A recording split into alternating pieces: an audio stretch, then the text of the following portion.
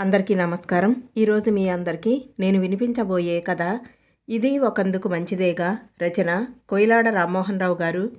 Bus ఆపండి, ఇక్కడ ఎవరైనా డాక్టర్లు ఉన్నారా అని ఆదుర్దాగా ఆనందం వేసిన కేకతో గాఢ నిద్రలో ఉన్నవారంతా ఉలిక్కిపడి లేచారు. డ్రైవర్ అసంకల్పితంగా బ్రేక్ నొక్కేసరికి బస్సు కీచుమన శబ్దం చేస్తూ ఆగిపోయింది. అందరూ ఆనందం చుట్టూ మూగారు. అతని పక్క సీలు గుండెను పట్టుకొని రొప్పుతున్నాడు. ఒళ్ళంతా చెమటతో తడిసిపోయి ఉంది.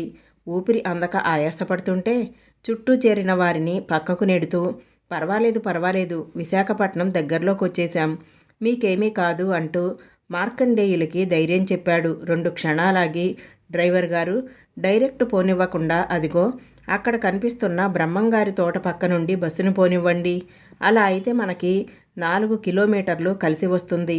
అంతేకాదు, అలా వెళ్తేనే ఆసుపత్రికి దగ్గరవుతుంది అని బతిమిలాడుతూ అరిచాడు. కానీ అంటూ నసిగాడు డ్రైవర్. మీ రూల్స్ గురించి, రోడ్డు గురించి ఆలోచించకండి, మనిషి ప్రాణం ముఖ్యం అనేసరికి అందరూ అతనికి వత్తాసు పలికారు. డ్రైవర్ తలూపి బస్సుని పక్క రోడ్డులోకి మళ్లించాడు. ఆనందంతో సహా అందరూ ఊపిరి పీల్చుకున్నారు. ఎట్టకేలకి బస్సు ఆసుపత్రికి చేరింది. ఆనందంకి ఆసుపత్రి యాజమాన్యంతో బాగా పరిచయం ఉండటం వల్ల అతని పూచీకత్తుపై మార్కండేయుల్ని ఐసీయూలో చేర్చటం జరిగింది. సకాలంలో మార్కండేయుల్ని ఆసుపత్రికి చేర్చటం వల్ల గండం గట్టెక్కింది. మర్నాడు సాయంత్రానికి గాని అతనికి స్పృహ రాలేదు. కళ్ళు తెరవగానే ఆనందం చెయ్యి పట్టుకుని కన్నీళ్లు కారుస్తూ, మిమ్మల్ని ఆ దేవుడే పంపాడండి. బస్సు ఎక్కిన దగ్గర నుంచి మీరు స్నేహపూర్వకంగా నాతో మాటలు కలుపుదామని ప్రయత్నిస్తుంటే నేనే పొగరుతో పట్టించుకోలేదు. ఎంత తప్పు చేశానో ఇప్పుడు తెలుస్తుంది. ఈ రోజుల్లో మీలాంటి వారెవరైనా ఉంటారా అన్నాడు. అయ్యో, దాందేముందండి, నా స్థానంలో మీరున్న అదే పని చేసేవారు అన్నాడు. లేదు, మీ స్థానంలో నేనుంటే అలా పట్టించుకునేవాడిని కాదు. నాకెందుకొచ్చిన ఇబ్బంది అనుకుంటూ సీటు మారిపోయేవాడిని. ఈ లోకంలో నాలాంటి స్వార్థపరులే ఎక్కువ అన్నాడు. సర్లే, అది వదిలేయండి. మీరిప్పుడు బాగున్నారు కదా, మీ వాళ్ళకి ఈ విషయం తెలియజేయాలి అనగానే అతని భార్య మహాలక్ష్మి నెంబర్ ఇచ్చి వాళ్ళు చార్ధామ్ యాత్రకి వెళ్ళారు. అక్కడ సిగ్నల్ ఉంటుందో లేదో అన్నాడు సంశయపడుతూ. ఆ మాట వినగానే ఆనందం గుండె గుబేల్మంది.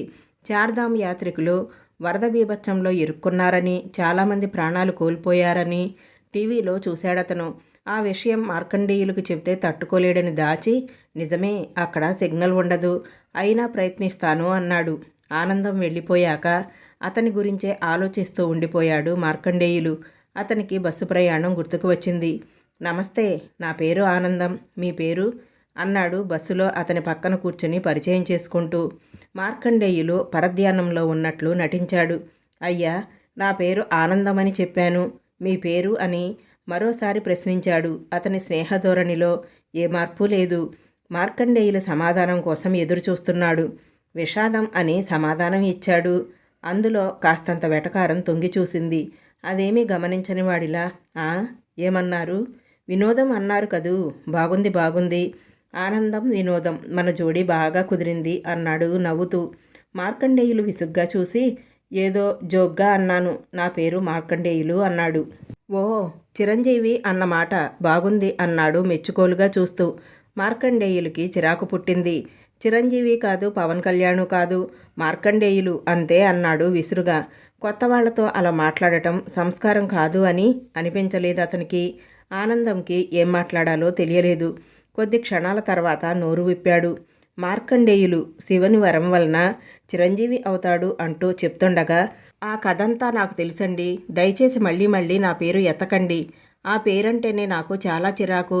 పాతకాలం నాటి పేరు పెట్టి నాకు అన్యాయం చేశాడు మా నాన్న అంటూ విసుక్కుంటుంటే, అయ్యో, ఎంత మాట అనేశారు, ఎంత మంచి పేరండి అని చెప్తూ ఉండగా మళ్ళీ అడ్డుపుల్ల వేశాడు. అబ్బబ్బా, నన్ను విసికించకండి అనగానే చిన్నబుచ్చుకున్న ఆనందం మరో మాట మాట్లాడలేదు. ఎవరితోనూ మాట్లాడకుండా ముంగిలా కూర్చోవటం ఆనందంకి కష్టంగా ఉంది. కబుర్లు చెప్పుకుంటూ ఎంత దూర ప్రయాణమైనా అవలీలగా చేసేయటం అతనికి అలవాటు. ఎప్పుడూ అలాగే జరిగేది. ఇలాంటి ఘటం తగలటం ఇదే మొదటిసారి. అయినా అతను నిరాశపడలేదు. పోనీ వేరే ఏదైనా టాపిక్ మార్చితే ఉపయోగం ఉంటుందేమో అన్న ఆలోచన వచ్చింది. సినిమాల ప్రస్తావన ఎత్తాడు. రోడ్డు మీద కనిపిస్తున్న బ్యానర్లను చూపిస్తూ, పెద్దగా స్పందన లేదు. తర్వాత రాజకీయాల గురించి మాట్లాడాడు. కాస్త కదలిక కనిపించింది. ఏవో 2-3 మాటలు మాట్లాడాడు. కోట అయిపోయినట్లుంది. మళ్ళీ సైలెంట్ అయిపోయాడు.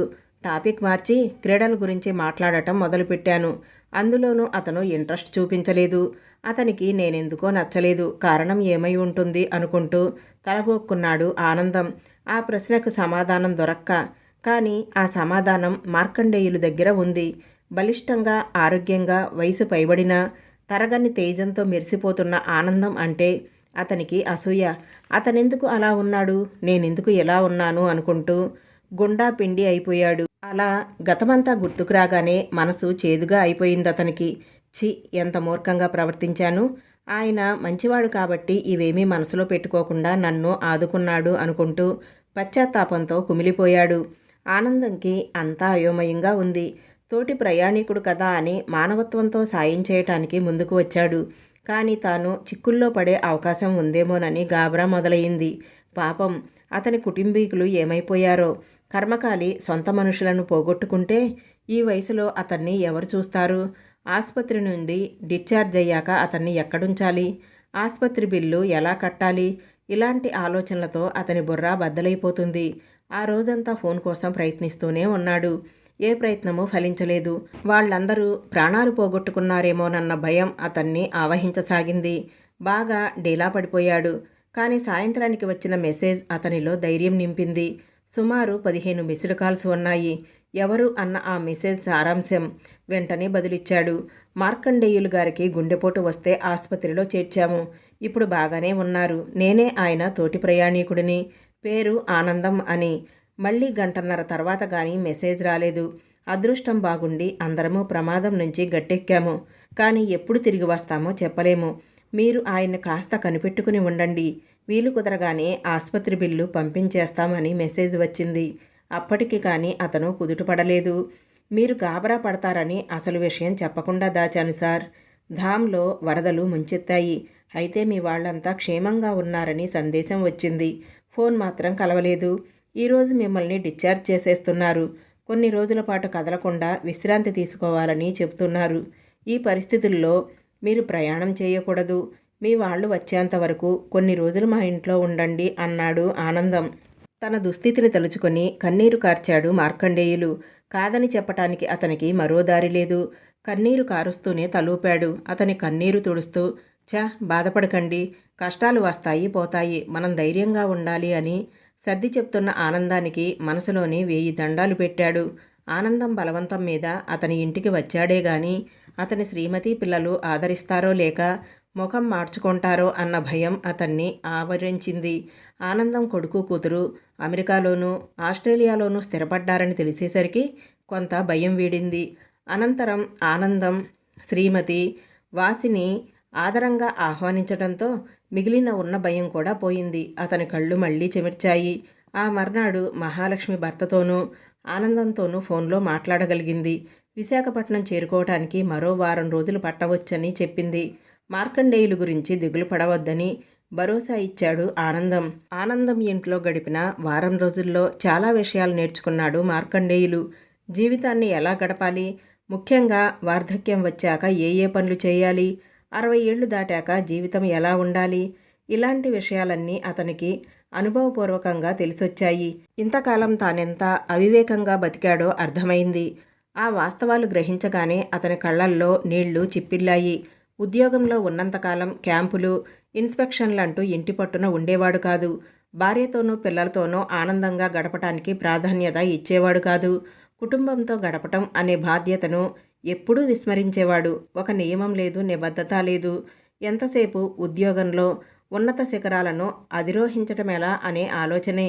తను అనుకున్నది సాధించటానికి ఉన్నత ఉద్యోగులను, పెద్దవాళ్లను మచ్చిక చేసుకోవటానికి మందు పార్టీలు ఇచ్చి తాను కూడా పీకల దాకా తాగి ఆరోగ్యం పాడు చేసుకున్నాడు. బాణపొట్టతో, ఊబకాయంతో 62 ఏళ్లకే 70 ఏళ్లవాడిలాగా కనిపిస్తున్నాడు. స్నేహాన్ని స్వార్థానికి ముడిపెట్టడం వల్ల అతను పదవీ విరమణ చేశాక స్నేహితులంటూ ఎవరూ మిగల్లేదు. అందరూ అవసరం కోసం అతని చుట్టూ చేరిన వారే. ఆఖరికి భార్యాపిల్లల్ని కూడా ఆత్మీయుల కోవలోకి చేరకుండా చేసుకున్నాడు. మానవ సంబంధాలన్నీ ఆర్థిక సంబంధాలే అని ఎవరో అన్న మాట అతని విషయంలో నిజమైంది.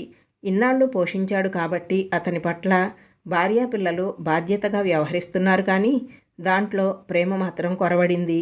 ఆనందం విషయం అలా కాదు. అతనంటే ప్రాణం పెట్టే మిత్రులున్నారు. ఆనందం, వాసినిల అన్యోన్య దాంపత్యము, ప్రతివారం ఫోన్ చేస్తూ గంటల తరబడి మాట్లాడే పిల్లల ఆప్యాయత, ఏడాదికి ఒక్కసారైనా నెల రోజుల పాటు అమ్మా నాన్నలతో గడపాలన్న వాళ్ళ ఆరాటము మార్కండేయుల్ని ముగ్ధుడిని చేశాయి. పదవీ విరమణ చేశాక జీవితాన్ని ఇలా కూడా గడపవచ్చన్నమాట అన్న విషయం ఆనందం దంపతులను చూశాకే అతనికి అర్థమైంది.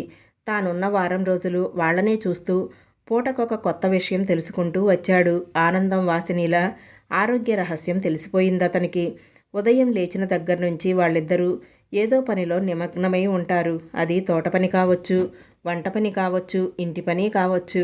ఈ పని వీళ్లే చేయాలనే నియమమేమీ లేదు వాళ్ళిద్దరికీ. ఆనందం ఆలస్యంగా లేస్తే వాసిని బయటకు వెళ్ళి పాలు, కూరగాయలు తెస్తుంది. ఆమెకు నలతగా ఉంటే ఆనందమే వంట పని చూస్తాడు. ఆవిడ ఇడ్లీ, దోశ లాంటి పలహారానికి సిద్ధం చేస్తుంటే ఇతను పచ్చడి చేసే పనిలో ఉంటాడు. ఆమె కూరలు చేయటానికి ఉల్లిపాయలు, పచ్చిమిర్చి తరిగి సిద్ధం చేస్తాడు. చింతపండు పులుసు లాంటివి కానీ, కొబ్బరి కోరు కానీ సిద్ధం చేసే బాధ్యత, పళ్ళు చక్కగా ముక్కలుగా చేసి ఫ్రిడ్జ్లో పెట్టడం, పళ్ళ రసాలు తయారు చేయటం లాంటివన్నీ తన నెత్తి మీదే వేసుకుంటాడు. ఇద్దరూ ఉద్యోగాలేమీ లేకుండా ఖాళీగానే ఉన్నారు కదా, ఎందుకింత హైరానా, తీరిగ్గా చేసుకోవచ్చు కదా అనుకునేవాడు మార్కండేయులు. దానికి సమాధానం అతనికి తర్వాత తెలిసింది. నేను మగాడిని అన్న అహమే అలంకారంగా వంట పట్టించుకున్న మార్కండేయులు ఏనాడు భార్యకి కాసింత సాయం చేయలేదు. పిల్లలకు చదువు చెప్పగలిగే పరిజ్ఞానం ఉన్నా ఈ జంజాటం నాకెందుకని వాళ్లను బయట ట్యూషన్కి పంపేసేవాడు. ఎంసెట్, ఐఐటి లాంటి పరీక్షలకి పిల్లలను దిగబెట్టి వాళ్లల్లో ధైర్యం, ఆత్మవిశ్వాసం నింపే పనులు చేసేవాడు కాదు. పదవీ విరమణ తర్వాత సోఫాకి, టీవీకి అతుక్కుపోయేవాడు. మంచినీళ్ళైనా, కాఫీ టీలైనా అక్కడికే రావాలి. కొన్నిసార్లు పలహారం, భోజనం కూడాను. కానీ ఆనందం ఇంట్లో అంతా అందుకు విరుద్ధంగా ఉంది. అతనికి అయోమయంగా ఉంది. అతనొచ్చిన 2 రోజుల తర్వాత మార్కండేయులు గారు, మరోలా భావించవద్దు, నేను వాసిని బయటకు వెళ్లాల్సి ఉంది. వంటంతా సిద్ధం చేసేశాం. మా పనిపిల్ల మాలతి వడ్డిస్తుంది. మీకు చెప్పటం మరిచాను. నేను ఇక్కడికి దగ్గరలో ఉన్న పల్లెటూళ్ళకు వెళ్ళి అక్కడి రైతులకి వ్యవసాయం గురించి సలహాలు ఇచ్చి ఆధునిక పద్ధతులు నేర్పిస్తూ ఉంటాను. గతంలో గడించిన అనుభవం ఎలాగైనా ఉపయోగపడితే 4 గింజలు అదనంగా పండించవచ్చును కదా. మా వాసిని అక్కడే ఉన్న ప్రభుత్వ పాఠశాలలో పిల్లలకి ఇంగ్లీషు, లెక్కల పాఠాలు చెప్తూ ఉంటుంది. ఊరికే ఇంట్లో ఉంటే ఏం తోస్తుంది? సాయంత్రం 4 వరకు మాకిదే కాలక్షేపం. మీకిక్కడ అలవాటు కావటానికి 2 రోజులు నాగా పెట్టాం. ఇక బాగుండదు. వాళ్ళు మా కోసం ఎదురు చూస్తూ ఉంటారు. మరేమీ అనుకోవద్దు. మిమ్మల్ని వదిలేసి వెళ్ళిపోతున్నామని. ఉచితంగా చేసే సేవైనా నిర్లక్ష్యం ఉండకూడదు కదా. టీవీ, ఏసీ లాంటి సౌకర్యాలన్నీ వాడుకోండి. ఇది మీ ఇల్లే అనుకోండి. మమ్మల్ని మాత్రం క్షమించేసేయండి అంటూ చేతులు జోడిస్తున్న ఆనందం వైపే చూస్తూ ఉండిపోయాడు, మాటా పలుకు లేకుండా. ఉద్యోగ విరమణ చేశాక నేను ఏ పని చేయవలసిన అవసరం లేదు. భారీగా పెన్షన్ వస్తుంది. బోరెడంత డబ్బు గడించాను. ఎన్నాళ్ళు గాడిదలా చాకరీ చేసి అలసిపోయాను. ఇప్పుడు చక్కగా విశ్రాంతి తీసుకుంటాను. ఇక చేయటానికి మాత్రం ఏముంది అనుకుంటూ బతికేస్తున్న మార్కండేయులు కళ్ళు తెరుచుకున్నాయి. నాది ఒక బతికేనా? ఇంతవరకు ఏదో వయసు ఉంది కాబట్టి ఎలాగోలా నెట్టుకొచ్చేశాను. ఇప్పుడొచ్చిన వార్ధక్య బాధలు అధిగమించాలన్నా, ఆరోగ్యంగా ఉండాలన్నా చురుకుగా ఉండాలి. ఏదో ఒక పనిలో నిమగ్నమై ఉండాలి. సమాజానికి కాస్తో కూస్తో సేవ చేయాలి. అప్పుడే శారీరక ఆరోగ్యమే కాక మానసిక ఆరోగ్యం కూడా మెరుగుపడుతుంది. ఏ పని పాట చేయకుండా సోమరిలా ఉండిపోతే ఒక నిరర్ధకమైన వస్తువులా మిగిలిపోతాను. ఎందుకు పనికిరాని వాడినన్న ఆలోచనలతో కుంగిపోతాను. నాకు ఆనందం గారికి ఉన్న తేడా ఏమిటో ఇప్పుడు తెలిసింది అనుకున్నాను. భూమి మీద ఇంతమంది ఉండగా తనకే ఎందుకొచ్చింది గుండెపోటు అని తెగ బాధపడిపోయే మార్కండేయులకి తనకొచ్చిన గుండెపోటు ఇప్పుడొక వరంలా తోచింది. ఏ ఉద్దేశంతో అన్నారో ఆనందం గారు మార్కండేయులు అంటే చిరంజీవి అని. ఆయన చలవ వల్లే బతికి బట్టకట్టానేమో.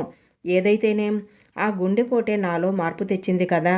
ఇది ఒకందుకు మంచిదేగా అనుకుంటున్న అతని పెదవులపైన దరహాసం మెరిసింది. ప్రశాంతంగా కళ్ళు మూసుకొని ఇకపైన తనెలా జీవించాలా అన్న విషయం గురించే ఆలోచిస్తూ ఉండిపోయాడు. ఈ కథ ఇంతటితో సమాప్తం. ఈ కథ విన్నారు కదా. ఈ కథ రచయిత కొయిలాడ రామ్మోహన్ రావు గారు ఎన్నో చక్కటి కథలను అందించారు. దానిలో ఆణిముత్యం లాంటి కథ ఇది. దీనిలో లాగానే మనకి మంచి స్నేహితులు కానీ, మంచి బంధువులు కానీ సరైన సూచనలు ఇస్తూ ఉంటే మన జీవితమే మారిపోతుంది. ఈ కథలో మార్కండేయులు స్వార్థంతో బతికివేస్తూ ఉంటాడు. ఆనందం గారి పరిచయంతో అతనికి మనిషి ఎలా ఉండాలో, నిస్వార్థంగా ఎలా బతకాలో, నిస్వార్థంలోనే ఆనందం, ఆరోగ్యం రెండూ ఉంటాయని తెలుసుకున్నాడు. ఈ కథ మీ అందరికీ తప్పకుండా నచ్చుతుందని అనుకుంటున్నాను. కథ ఎలా ఉంది అనే విషయాన్ని నాకు తప్పకుండా కామెంట్ సెక్షన్లో తెలియచేయండి. నా ఛానల్ కనుక మీకు నచ్చితే తప్పకుండా లైక్ చేయండి, షేర్ చేయండి, సబ్స్క్రైబ్ చేసుకోండి.